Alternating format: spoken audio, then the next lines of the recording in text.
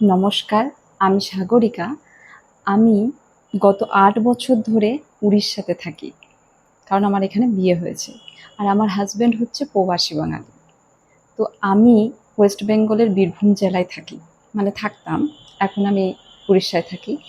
তো আপনাদের সাথে আমি এমন কিছু ছোট ছোট আমার জীবনের গল্পগুলো তুলে ধরবো, আপনাদের সাথে আমি শেয়ার করব, যেগুলো আমি এই ৮ বছরে ফেস করেছি, অনেক কিছু শিখেছি, অনেক কিছু এক্সপেরিয়েন্স হয়েছে। সেই গল্পগুলো আপনাদের সাথে শেয়ার করব। কিছু মজাদার গল্প আপনাদের সাথে ভালো লাগবে শেয়ার করলে।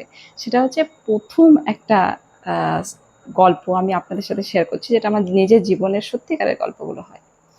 সেটা হচ্ছে যখন আমি দিল্লিতে আমরা দিল্লিতে থাকতাম, আমি আর আমার হাসব্যান্ড। ওখানে আমি ৮ মাস ছিলাম। তারপরে আমি এই উড়িষ্যাতে আমার শাশুড়ি মায়ের কাছে চলে এসেছিলাম। তো যে ৮ মাস ছিলাম ওখানে কি হয়েছিল না, ১ম এ যখন আমার হাসব্যান্ড আ আমাকে বলল কি, "যাও ওখান থেকে বোড়াটা নিয়ে এসো তো।" তখন আমি বুঝতে পারলাম না, বোড়া?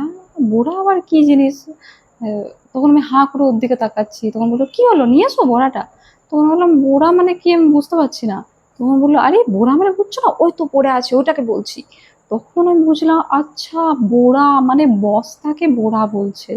তো এইরকম ছোট অনেক জিনিস আমাকে অড লেগেছে। তারপর পরে আমি জানতে পেরেছি। তো যখন আমি জানতে পারলাম যে ও বস্তাটার জন্য বোড়া বলছে। তো এইরকম ছোট অনেক জিনিস আমি আপনাদের সাথে শেয়ার করব, যেটা কি আ আ একটা প্রবাসী বাঙালির সঙ্গে একটা যখন বাঙালি মানে প্রপার, যেখানে আমার যেমনি আমার ওয়েস্ট বেঙ্গলে জন্ম, কর্ম সব পড়ালেখা সবকিছু ওখানে। বাংলা ছাড়া কোনো ভাষাই জানতাম না।